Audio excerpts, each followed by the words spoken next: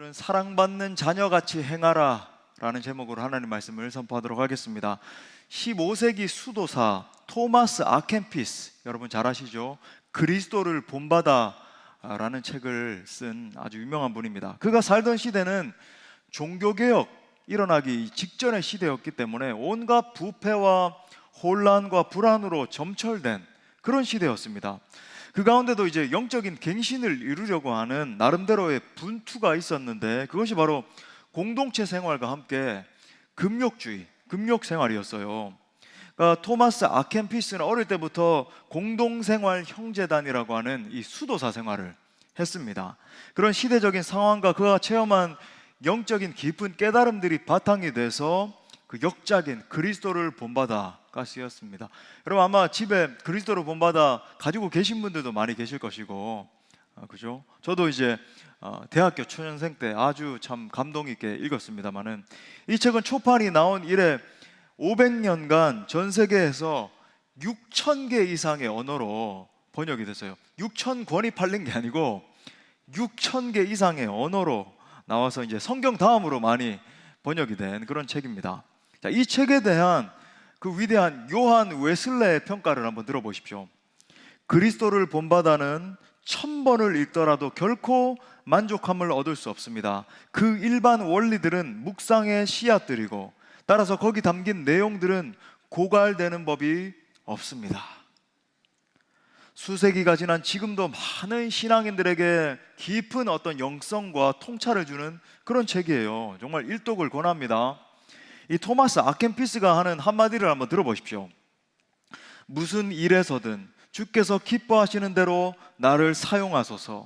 주께서 나로 더불어 하시는 일은 무슨 일이든지 선하신 일이 되기 때문입니다. 내가 어둠 속에 거하는 것이 주의 뜻이라면 기꺼이 그리하겠나이다. 내가 빛 가운데 행하는 것이 주의 뜻이라면 기꺼이 또 그리하겠나이다.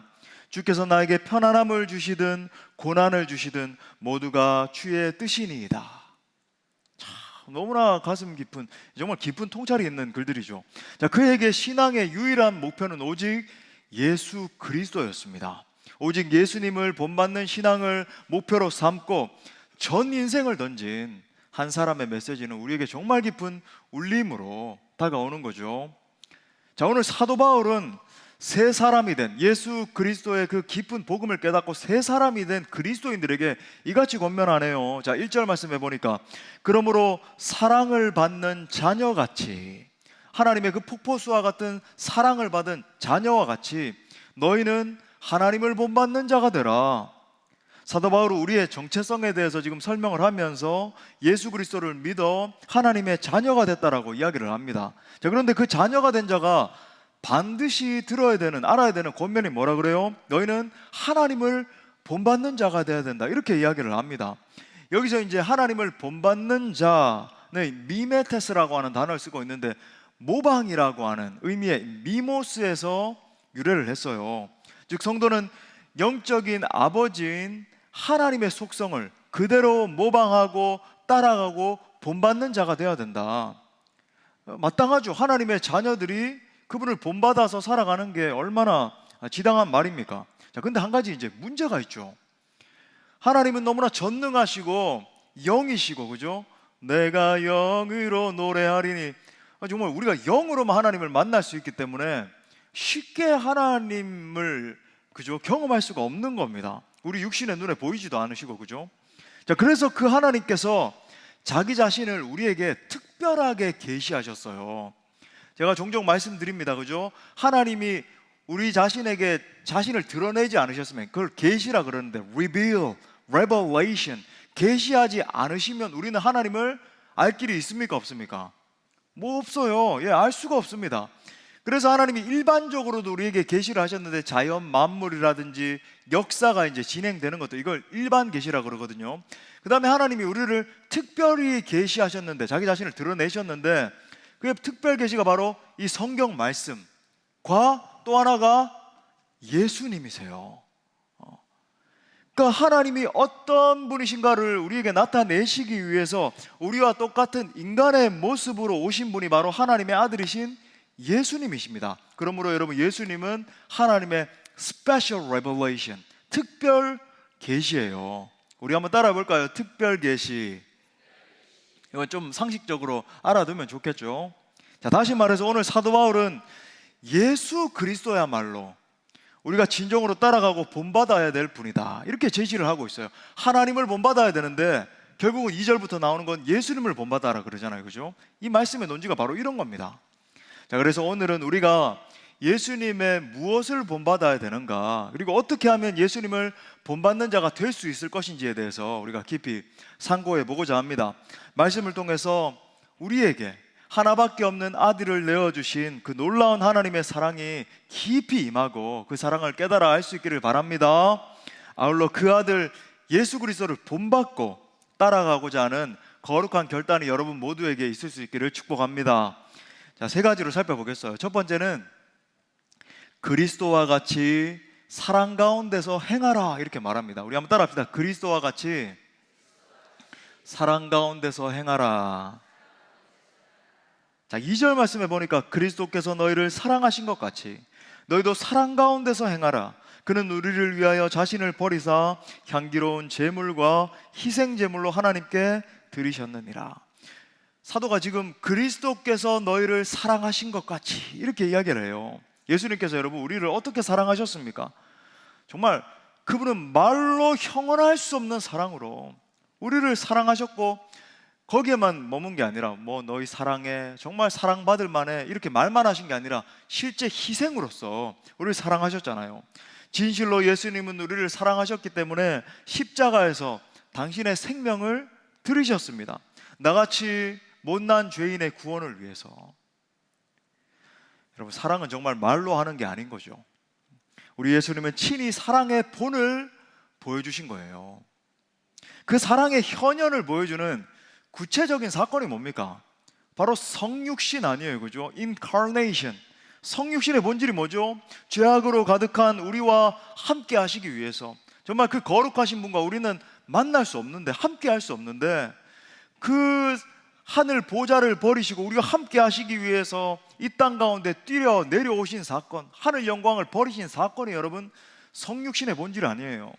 더불어서 여러분 그 사랑의 결정적인 사건은 뭐죠?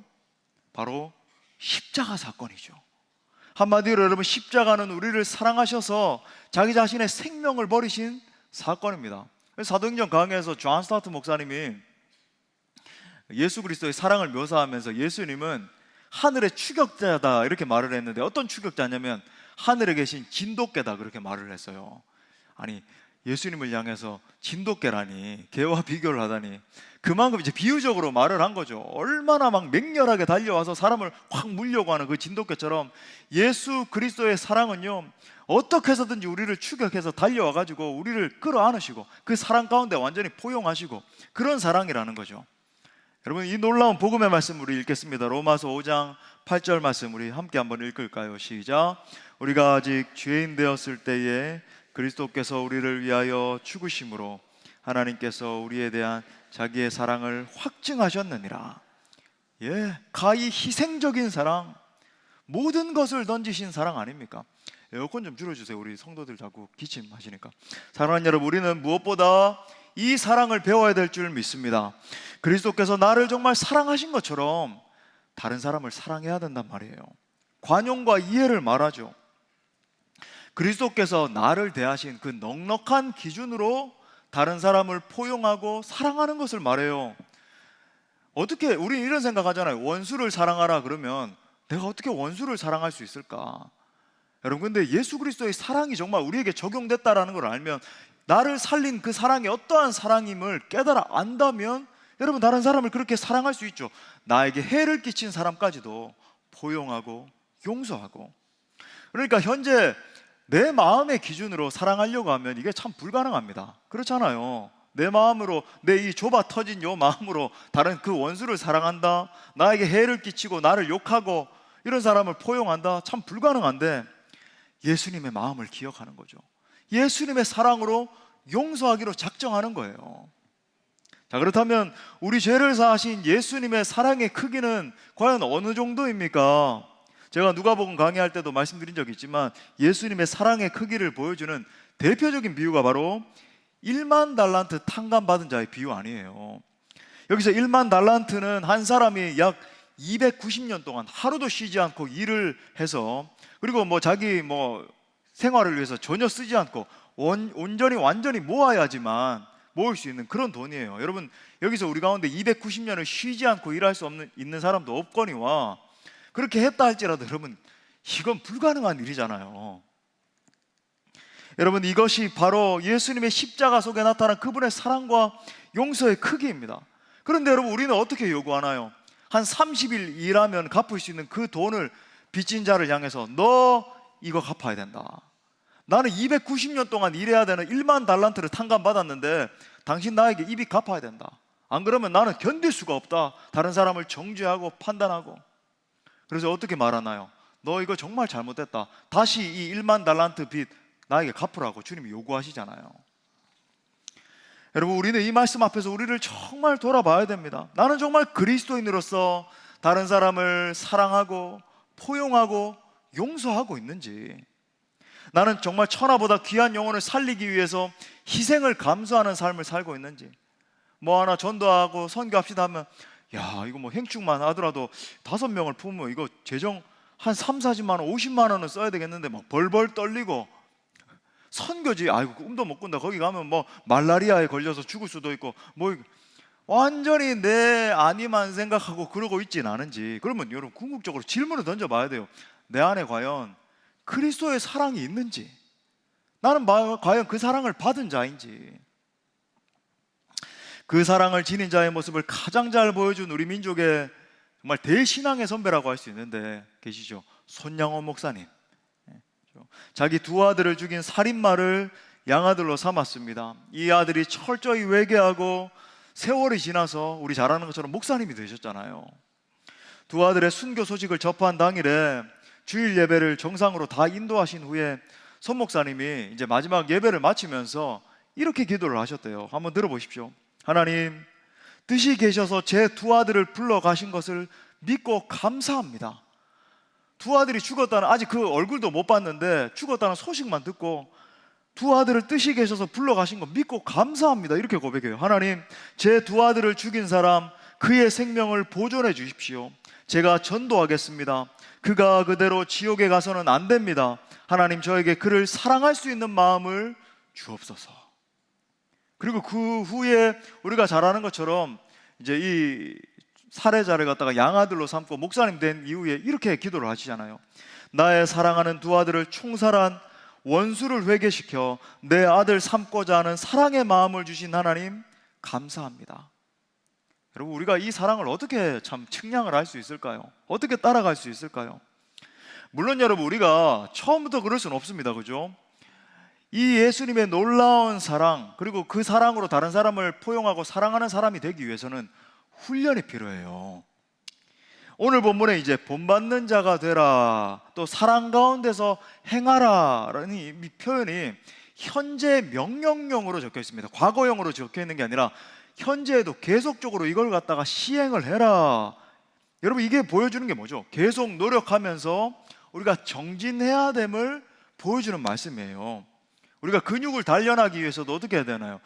역기를 갖다가, 그죠? 막 계속 들고 아령을 들고 하루 이틀 한다고 이게 근육이 생기는 게 아니잖아요. 그죠? 한 달, 두 달 하고, 그 다음에 만약에 하다가 한 달쯤 쉬면 어떻게 됩니까? 근육이 이렇게 생겼다가 삐용 하면서 다 살러가고, 그죠? 그러면 출렁출렁 다시 그 모습을 다시 보게 되고, 이게 쉽지 않잖아요. 열심히 마찬가지로 우리가 사랑하기 위해서도 계속 인내하고 노력하고 훈련하는 게 중요하다라고 이야기를 하고 있는 거예요. 자, 그러므로 우리는 어떤 훈련을 해야 될까요? 여러분, 말씀을 묵상하는 거죠. 깊은 기도를 하는 거예요. 제가 지금 여러분에게 자꾸 강조드리는 영성이 그냥 겉핥기식의 말씀 묵상, 사실 뭐 기도를 해도 잠깐 기도하는 거 이런 걸로는 부족합니다. 깊은 기도, 깊은 말씀 묵상을 통해서 내 심령을 계속 감찰해야 돼요.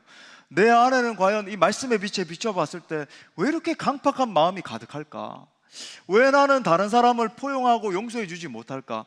말씀의 빛에 내 심령을 계속 그 영어로는 contemplation 그러죠. 깊이 생각하는 거죠. 하나님의 임재 앞에서 내 자신을 성찰하는 겁니다. 훈련하는 거예요. 단련시키는 거예요. 그래서 계속 그 말씀의 앞에서 예수 그리스도를 바라보면서 다른 사람들도 생각해 보는 거죠. 내 마음이 성찰이 될 때 다른 사람이 이해가 되는 거예요. 나같이 못난 죄인도 용서하신 그 사랑, 저 사람도 내가 이해하고 품고 이렇게 세우려고 노력을 해야 되겠다. 계속 이 말씀의 빛 앞에 서면 뭐가 보입니까? 못난 내 자아가 보이는 거예요. 딱딱하게 굳어있는 이 자아, 강팍하기 짝이 없는 이 자아가 보이면서 하나님, 내가 깨어지길 원합니다. 아직도 이 덜 깨어진 자아가 나를 이런 사람으로 만들었군요. 계속 말씀 앞에서 겸손함으로 낮추고 다른 사람을 세워주고 포용하기 위해서 애를 써야 된다, 이렇게 말하는 겁니다. 자, 노예 해방 운동을 했던 마틴 루터킹 목사님의 마지막 설교 내용이에요. 이 루터킹 목사님 일찍 순교를 하셨지만 정말 많은, 그죠? 특히 이제 흑인들, 당시에 정말 핍박받던 이 흑인들을 포용한 그런 분 아닙니까? 이렇게 말해요. 내가 이 세상을 하직한다면 나는 당신들에게 다음과 같은 유언을 남기고 싶습니다. 내가 이 세상을 떠난다면 거창한 장례식을 삼가해 주시오. 그리고 긴 찬사도 삼가해 주시오. 또 내가 노벨상 수상자라는 것도 말하지 말아 주시오. 나의 학벌도, 그것들은 그렇게 중요하지 않습니다. 내가 바라는 것은 마틴 루터 킹은 다른 사람들을 위해서 살다 갔다고 말하여 주는 것입니다. 나는 가난한 사람들에게 빵을 주기 위해, 헐벗은 사람들에게 옷을 주기 위해 살다 갔다고 말해 주시오. 내 생애에서 감옥에 갇힌 사람들을 찾다가 갔다고, 무사람을 섬기고 사랑하다 갔다고 말해 주기를 나는 바랄 뿐입니다. 사랑하다 갔다고. 그죠? 부디 우리에게 임한 이 엄청난 사랑을 깨달으시고 예수 그리스도의 사랑을 본받는 모든 성도들 될 수 있기를 축복합니다. 자, 두 번째로 그리스도와 같이 시험을 이기라, 이렇게 권면을 해요. 우리 또 따라 합시다. 그리스도와 같이 시험을 이기라. 자, 이어서 이제 사도 바울이 예수 그리스도 안에 있는 자, 정말로 하나님을 믿어서 그리스도의 자녀가 된, 하나님의 자녀가 된 사람이 하지 말아야 될 부분이 또 있어, 이렇게 권면을 하는 거예요. 자, 그 구체적인 것에 대해서 3절에서 이렇게 묘사를 해요. 서술을 합니다. 자, 보세요. 음행과 온갖 더러운 것과 탐욕은 너희 중에서 그 이름조차도 부르지 말라. 성도에게 마땅한 바다. 뭐냐면 음행과 온갖 더러운 것과 이 탐욕은 이름조차 부르지 말라는 건 뭐냐면 그거 성도와 상관없으니까 버려야 된다. 거기에서 빠져나와야 돼. 그건 성도의 자리가 아니야 라고 권면을 하는 겁니다. 한마디로 말하면 도덕적 시험에 관한 것들을 말하는 거죠. 우리 예수님께서 이런 모든 도덕적인 시험들을 극복하고 이기셨잖아요.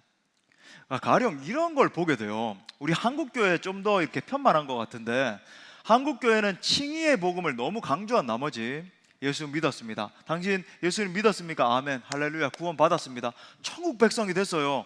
이 칭의를 갖다가 너무 강조한 나머지 성화를 잃어버리는 거예요. 그래가지고 이제 내가 예수 믿었으니까 나는 이제 구원은 따는 당상이니까 적당히 내 삶을 그냥 적절히 살아가도 되고, 조금 이렇게 뭐 죄 범해도 뭐 그렇게 해도 괜찮겠지. 이러다 보니까 우리의 삶 가운데 성화가, 거룩함을 이루려는 그 노력이 결여되는 거죠. 여러분, 존 칼빈이 그런 의미에서 여러분 이 칭의의 복음을 말했다라고 전혀 생각하지 않아요. 저는 지금 알베니안주의적인 그런 복음을 말하는 것도 아닙니다. 그죠? 진정으로 정말로 예수 그리스도의 이 구속을 경험한 자라고 한다면 태도가 바뀌겠죠. 거룩을 위해서 부족하지만, 이 땅 가운데서 완전하진 않지만 힘을 쓰게 되겠죠. 그죠? 마태복음 4장에 나오는 예수님이 받으신 이 시험의 성질을 생각해 봅시다. 이게 예수님이 이제 시험 3가지를 받으셨잖아요. 우린 보통 이제 주일학교에서만 가르쳐야 되는 그런 내용이지 이렇게 생각을 할 수 있지만, 여러분 이건 우리에게 굉장한 어떤 통찰력을 줍니다. 뭔가 첫 번째, 먹을 것에 대해서 시험을 받으셨잖아요. 이 돌을 갖다가 떡이 되게 만들어라, 빵이 되게 만들어라, 이렇게 말씀을 하셨는데, 이건 뭐냐면 우리 현대인들을 완전히 얽어매고 있는 것들을 시험을 말하죠. 먹는 것, 내 안위, 그죠? 내 노후, 내 삶, 내 이 재정을 더 불려가지고 더 안정적인 삶을 누리고 사람들에게 더 과시하는 삶을 살아가고, 이 시험 말하는 거예요. 예수님 이 시험 이기셨잖아요. 자, 두 번째, 뛰어내리라 그래요. 저 높은 곳에 가가지고 너 완전 스파이더맨처럼, 그죠? 뛰어내려서 너의 능력을 증명해 보이라. 물론 예수님이 하나님이셨으니까 뭐 뛰어내릴 수도 있었고 뭐 뛰어오르는 것 뿐입니까? 그죠? 죽은 자도 살린 분인데 다 할 수 있었지만 이 사탄은 뭐예요? 능력의 문제에 대해서 시험을 하면서 하나님을 의지하지 않고 내 능력대로, 내 지혜대로, 내 자아대로 충분히 삶을 살아낼 수도 있고 사역도 할 수 있고, 그죠? 온갖 것 다 할 수 있어. 자기 자신을 증명해 보여라. 여러분, 이 현대인들 가운데 특히 저는 사역자들도 마찬가지인데 자기 증명의 늪에 빠지면 절대 안 되는 거거든요. 이걸 계속 경외, 나는 이렇게 대단한 사람인데, 이런 증명의 늪, 그죠? 이거 증명해 보이라는 거예요. 세 번째 뭐예요? 온 세상의 영광을 보여주면서, 거기에서는 이제 온 세상이 뭐 전 지구를 말하는 게 아니라 그 당시에 이제 블레셋 땅을 말하는데, 블레셋은 이제 지형적으로 보면 해안가에 있었기 때문에 굉장히, 지금도 그래요, 굉장히 부유한 땅입니다. 그렇죠? 이스라엘 전체에서 굉장히 부유한 어떤 그런 지형인데, 그 블레셋 땅을 쫙 보여주면서 이건 뭐에 대해서 시험하는 거예요? 권세 문제에 대해서. 과연 이런 거죠. 통제성을 보여주려고 하는 많은 사람들이 자기가 모든 걸 컨트롤하려고 하고, 사역에 있어서도 마찬가지입니다. 내가 컨트롤해야 되고, 내 마음대로, 내 뜻대로, 내 삶의 주인은 나니까 내가 컨트롤하고, 내 가정의 주인은 나니까 내 마음대로 해야 되고, 모든 것들 내 마음대로, 내 뜻대로, 이 통제성에 관한 시험을 말하는 거죠. 여러분, 예수님은 이 모든 시험을 말씀으로 이기셨습니다. 이게 얼마나 놀라운 사실인가. 히브리서 4장 15절 말씀, 진짜 놀라운 말씀인데 우리 다 같이 한번 읽겠습니다. 시작. 우리에게 있는 대제사장은 모든 일에 우리와 같이 똑같이 시험을 받으시니로되 죄는 없으시니라. 아멘. 이 말씀이 얼마나 은혜로 다가오는지 몰라요. 만약 우리 예수님이 시험을 받으시다가 넘어지셨으면 어떻게 됐을까요? 타협을 했어요. 와, 정말 너무나 배가 고프다. 이거 뭐 한 덩이 정도 이렇게 빵으로 만들어가지고 내가 먹고 말지. 아, 내 능력을 갖다가 이렇게 시험하네. 내가 어떤 존재인지 한번 존재 증명을 한번 해버리라. 막 그저 점프해가지고 무슨 스파이더맨처럼 쫙 이렇게 뛰어내려서 아니면 블레셋 이것뿐이야, 내 온 지구가 내 건데 장난해 뭐 이러면서 자기 자신을 막 증명하고 통제하고 이랬으면 어떻게 됐을까요? 우리 인생의 문제 앞에, 우리의 시험의 문제들 앞에 우리는 쓰러지고 넘어졌을 거예요. 이길 수 없었을 겁니다. 왜? 예수님도 쓰러졌으니까. 안위의 문제, 능력의 문제, 권세, 유혹 앞에 무너지고 타협했다라고 한다면 우리는 어떤 소망도 가질 수 없었을 것이다. 우리 예수님은 당하신 모든 시험을 통과하시고 결국 승리하신 줄 믿습니다.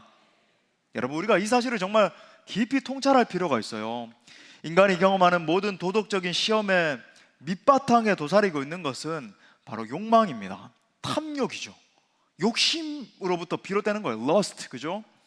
더 내 자신을 드러내고 싶은 거예요. 내 존재 증명, 내가 어떤 사람인데 사람들이 내가 어떤 존재인지를 알아봐줘야지. 아니면 더 내 의를 높이고 싶은 거죠. 뭔가 작은 걸 하나 해도 내가 했어요. 내가 이 욕망을 다스리지 못할 때 여러분, 우리는 도덕적으로 실패하고 넘어지게 돼요. 성도 여러분, 이건 그냥 단편적으로 말씀 듣고 돌아가고 참 오늘 말씀에 참 은혜 받았습니다, 이것도 참 중요하죠. 아니면 기도도 뭐 잠깐씩 하면서 이러서는 안 돼요. 저는 여러분에게 자꾸 도전하는 게 뭐냐면 깊이 생각하셔야 돼요. 깊이 묵상하셔야 돼요. 말씀을 깊이 묵상하면서 기도 가운데 깊이 생각하셔야 돼요. 제가 기도는 어떤 의미에서 하나님 앞에서 깊이 생각하는 시간이다 이렇게 얘기했잖아요.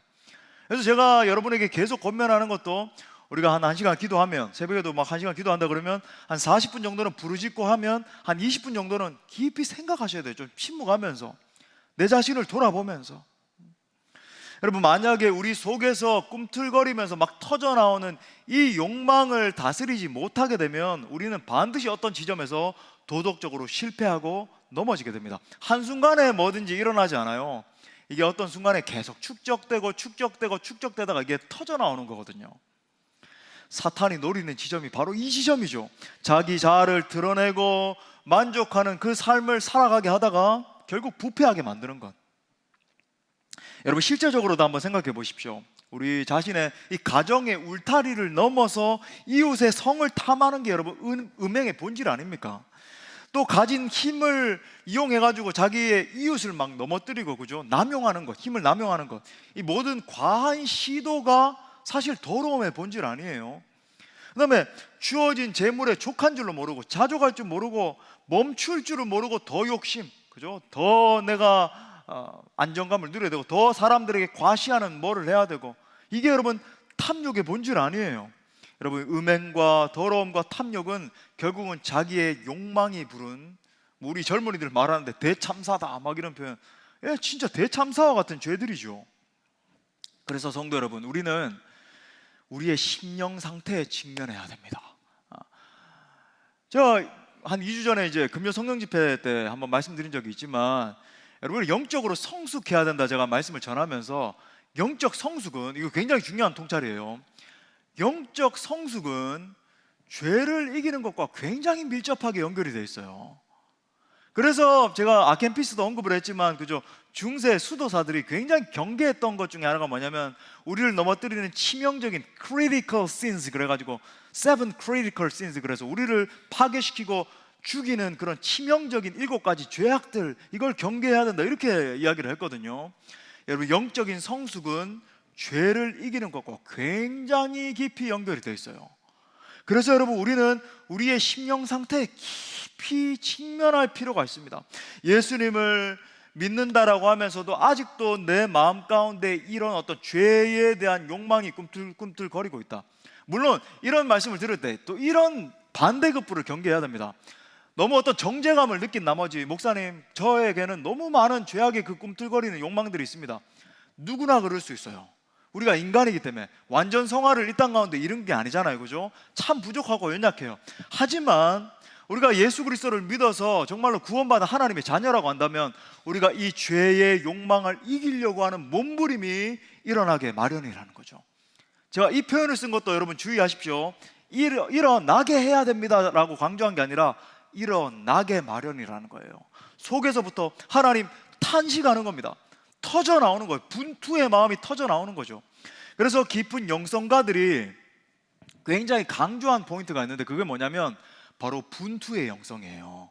struggle, 영어로 그죠? battle. 굉장히 이렇게 사탄과 우리를 넘어뜨리려고 하는 이 죄악들과 분투하고 싸우는 것. 그래서 어떤 수도사는 이렇게 말했어요. 분투는 구원받은 하나님의 백성의 굉장히 중요한 특징이다. 여러분이 심령으로부터 깊이 분투하고 계시다라고 하는 건, 여러분 이건 긍정적인 신호죠. 성령께서 여러분에게 계속 촉구하고 계신다라고 하는 굉장히 중요한 징표예요. 근데 만약에 내가 예수를 믿는다라고 하면서 전혀 내 안에 분투가 일어나지 않고 정말 죄에 대해서 싸우려고 하는 마음이 일어나지 않는다라고 한다면, 여러분 이건 정말 구원 못 받은 상태에 있을 수도 있는 거예요. 심각한 겁니다. 분투하는 거죠. 여러분, 어떤 현인이 이런 말을 했습니다. 사람이 가장 위험한 때는 고난의 시간이 아니라 돈이 없다가 생길 때이다. 이건 뭐 돈만 비단 말하는 게 아니겠죠, 그죠? 명예가 없다가 생길 때이다. 어떤 내게 어떤 뭐가 채워지지 않았는데 그게 채워질 때이다, 이렇게 말하는 거예요. 우스운 말처럼 들리지만 정말 맞는 말이라고 생각이 됩니다.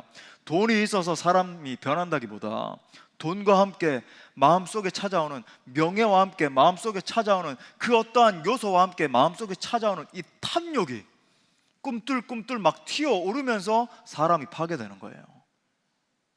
오늘 본문 말씀에서 사도 바울의 논지는 명확합니다. 새 사람이 된 진정한 성도는 마땅히 이런 시험을 극복해야 된다.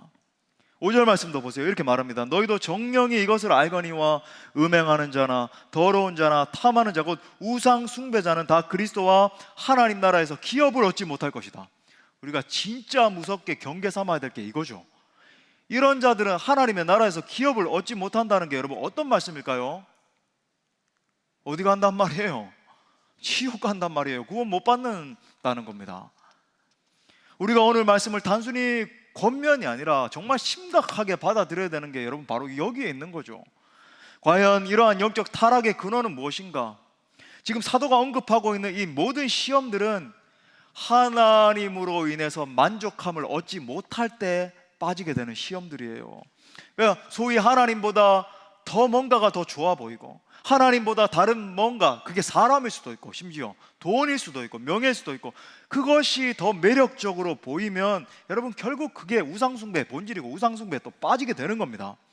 또한 여러분, 하나님보다 더 사랑하는 것이 내 마음을 자꾸 채우게 될 때, 또 우리가 깊이 생각해야 되는 게 이런 거거든요. 하나님보다 내 마음속에 꿈틀꿈틀 시간적으로 봐도 더 많이 생각하고 더 많이 묵상하고 있고, 저걸 정말 가지고 싶고, 이런 것들을 바라보게 될 때 음행에 빠지게 되고 더러운 자리에 떨어지게 되더라는 겁니다. 이런 사람들은 결국은 하나님 나라를 유업으로 얻지 못한다라고 경고하고 있는 거죠. 여러분, 예수님의 승리의 원인이 어디 있었을까요? 저는 다른 데 있었다라고 생각하지 않아요. 예수님의 이 중심 가운데는, 마음에는 하나님을 갈망하는 마음이 가득했었습니다. 하나님으로 만족하는 마음, 하나님으로 내 마음을, 내 내면을 채우려고 하는 분투의 영성. 예수님 마음 안에는 마치 다윗이 고백했던 것처럼 주밖에 나의 복이 없습니다, 이 마음으로 가득했던 거죠. 이 시가 얼마나 놀라운 시인지 모르겠어요. 우리 한번 따라해 볼까요?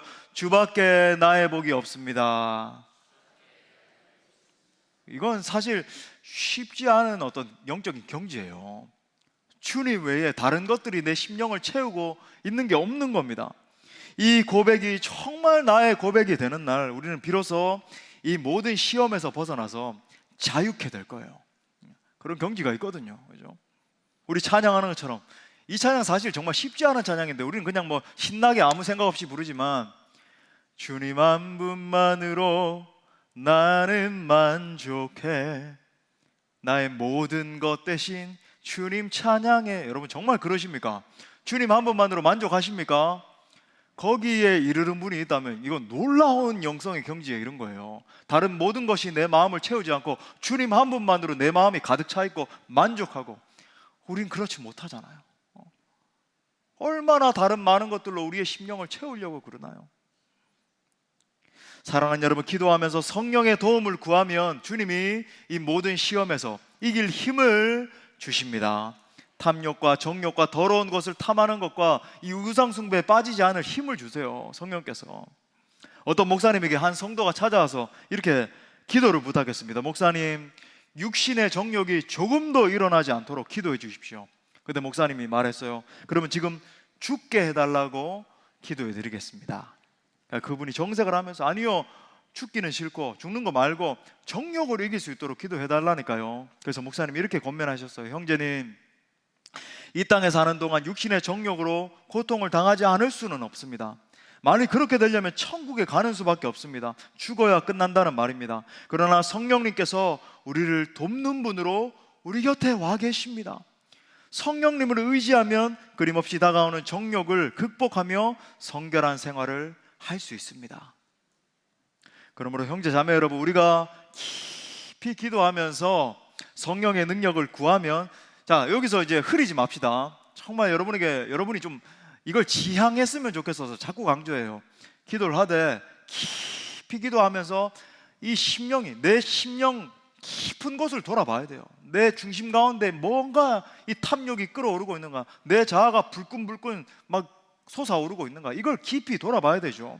그래서 성령의 능력을 구하면 반드시 주님이 이 더러운 죄를 이기고 승리할 힘을 주실 것입니다.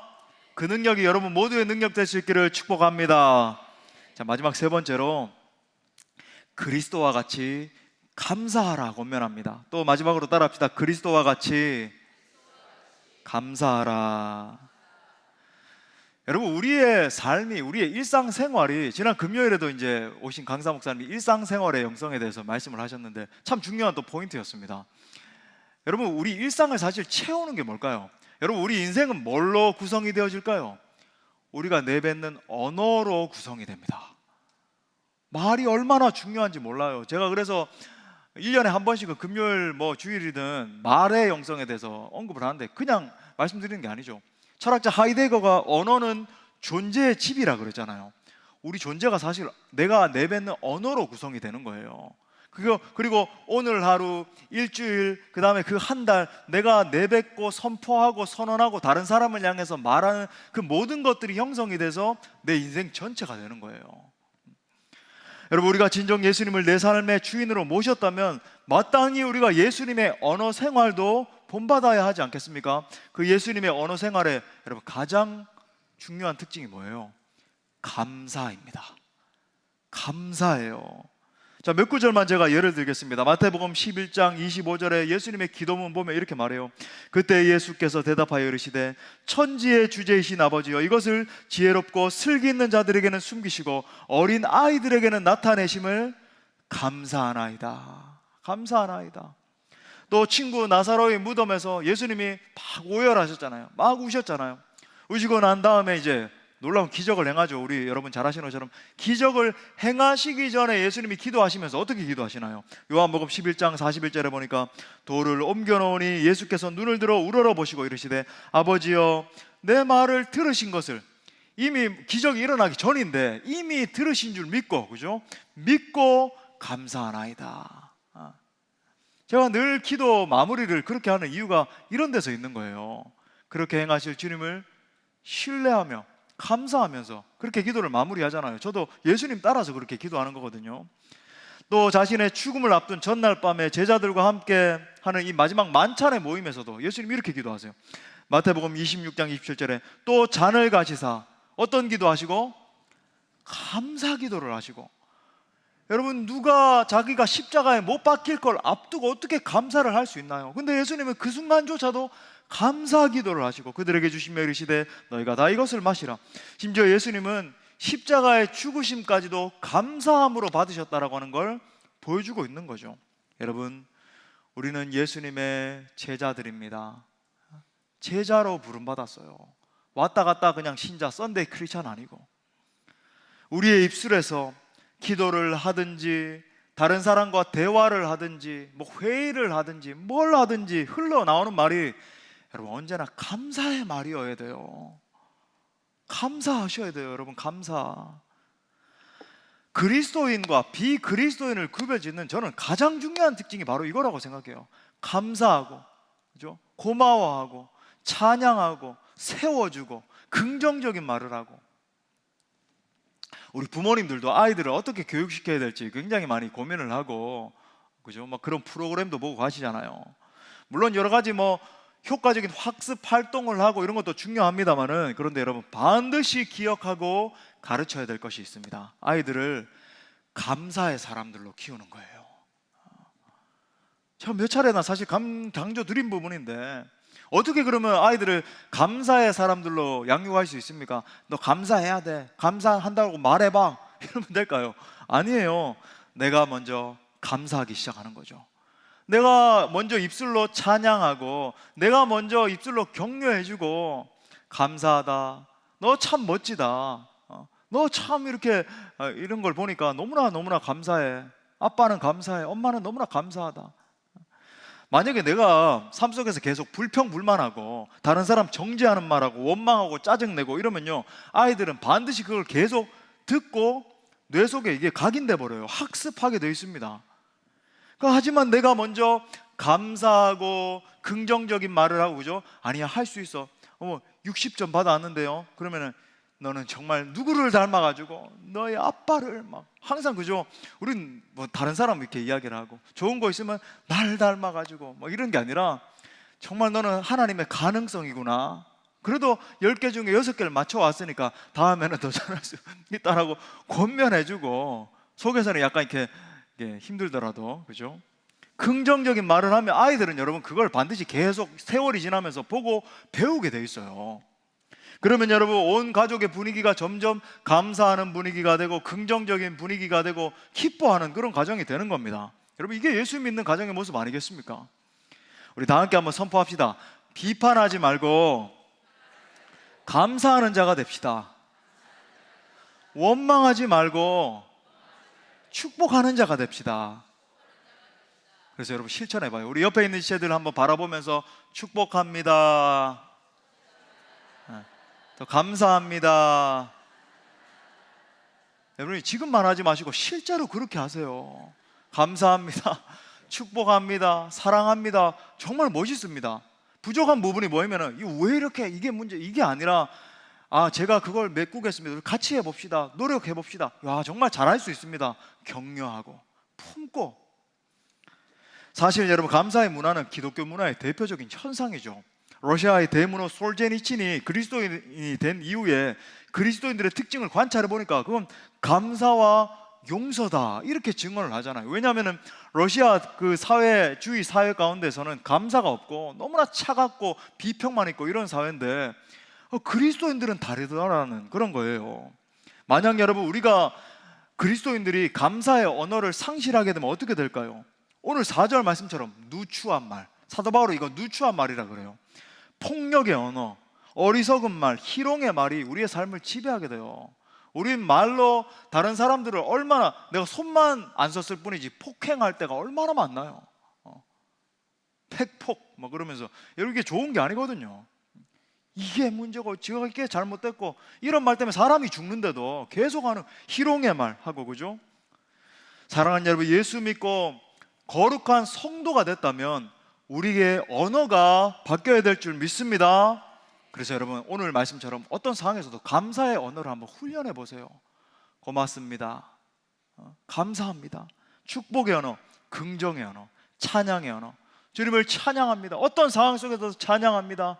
경배합니다. 주님을 높여드립니다. 내 삶에서 힘든 일이 생기더라도 주님 높임을 받아 주시옵소서. 나아가 여러분, 제가 아까 인사드릴 때도, 말씀 시작하기 전에 인사할 때도 강조를 했지만, 여러분, 감사는 더 큰 감사의 기적을 낳습니다. 아까 말씀드린 요한복음 11장에서 나사로의 죽음 앞에서 감사 기도했더니 나사로가 살아서 나온 거예요. 또한 여러분, 십자가를 앞둔 예수님의 감사는 이 사형과 저주의 상징인 십자가를 인류 구원의 상징으로 뒤바꿔놔 버리잖아요. 감사가 기적을 낳는다. 그러므로 성도 여러분, 범사에 감사할 수 있기를 바랍니다. 감사절에만 이렇게 나누는 게 아니라 정말 여러분 해보세요. 여러분 삶이 행복해져요, 정말. 그러면 여러분의 삶 가운데 모든 요소들이 감사의 요소로 채워지기 시작하고, 모든 삶의 영역들이 여러분을 통해서 감사로 제사드려지는 역사가 일어나게 될 것입니다. 말씀의 결론을 맺겠어요. 오늘 성경은 우리들에게 그리스도의 그 엄청난 사랑을 받은 자녀같이 행하라고 권면을 하고 있습니다. 예수님처럼 사랑하는 거죠. 내 마음으로는, 이 좁아 터진 마음으로는 계속 그게 안 돼요. 그게 아니라 예수님이 날 어떻게 용서하시고 사랑하셨는가, 그 다음에 예수님처럼 시험을 이기라 그래요. 여러분, 이제 남은 6개월 동안도 시험 계속 다가올 거거든요, 그죠? 특별히 여러분, 사실 사람이 외부적인 시험 때문에 무너지는 게 아니라 내 내면에서 터져나오는 이 욕망 때문에 넘어지는 거거든요.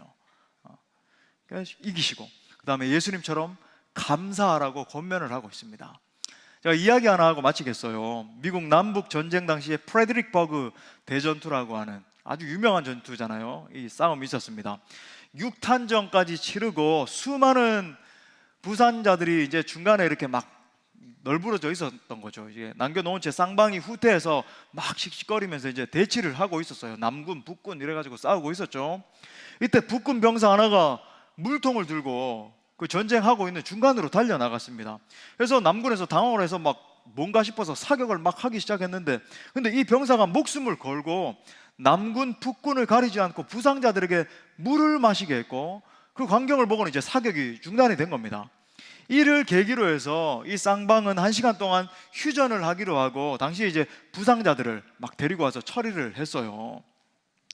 이때 감격을 하는 한 남군 장교가 이 북군 병사에게 다가가서 물었습니다. What is your name? 너 이름이 뭡니까? 당신 이름이 뭡니까? 그러자 그가 대답했어요. My name is Christian. 제 이름은 그리스도인입니다. 그 순간 그는 부모가 자기에게 준 이름을 말하지 않고, 내 정체성은, 내 이름은, 제 전 존재는 그리스도인입니다 라고 이야기를 했고, 자기의 전 존재를 걸고, 그죠? 정말 위기를 걸고 목숨을 걸고 나가서 사람들을 살린 거예요. 어쩌면 여러분, 세상 사람들은 우리들에게 그렇게 큰 것을 기대하지 않는지도 모르겠어요. 세상은 우리들의 모습 속에서 진정한 크리스천의 모습을 보고 싶은 겁니다. 우리 속에 있는 사랑을 보고 싶은 거예요. 사랑하는 여러분, 우리 모두 예수님을 본받으면서 살아갑시다. 막연한 신앙생활이 아니라 예수 그리스도를 본받고 예수님 따라가기 위해서 참 부족하지만 한번 애를 써봅시다. 그분의 끈질긴 희생적 사랑, 시험을 이기는 거룩한 삶, 감사의 언어를 본받읍시다. 그렇게 할 때 하나님이 기뻐하시는 삶이 가능한 거예요. 아무쪼록 우리 모두가 예수님을 본받음으로 말미암아 하나님께 큰 기쁨을 드리는, 남은 6개월 동안도 정말 하나님 앞에 큰 영광 올려드리는 우리 모든 성도들 되시기를 간절히 축원합니다. 우리 말씀을 주신 하나님께 영광의 박수 올려드리겠습니다. 우리 다 같이 일어나셔서 우리 함께 찬양하고 기도합시다.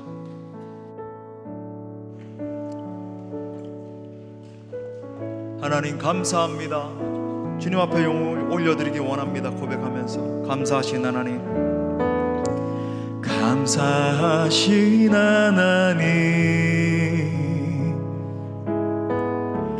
에베네셀 하나님, 살아계신 하나님, 살아계신 하나님,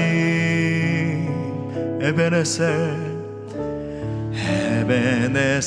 하나님, 여기까지 인도하셨네. 여기까지 인도하셨네. 감사하신 하나님, 여기까지 인도하셨습니다. 여기까지 인도하셨네. 살아계신 하나님, 감사하신 하나님, 에베네셀 하나님, 살아계신 하나님, 에베네셀 하나님. 우리 다시 한 번 더 감사하는 마음으로 감사합니다. 주님, 감사하신 하나님, 에베네셀 하나님, 살아계신 하나님, 살아계신 하나님, 에베네셀 하나님. 장래에도 남은 6개월도 인도하실 거예요. 장래에도 인도하시리. 감사하신 하나님, 아멘. 주님을 신뢰합니다. 장래에도 살아계신 하나님, 살아계신 하나님. 우리 두 손 높이 들고 주님을 의지하며 감사하신 하나님, 에베네셀 하나님, 살아계신 하나님, 에베네셀 하나. 감사하신 하나님, 아멘. 감사하신 하나님, 에베네셀 하나님, 살아계신 하나님, 에베네셀 하나. 한 번만 더 주님 귀에 들리도록 감사하신 하나님, 인도자 되시는 에베네셀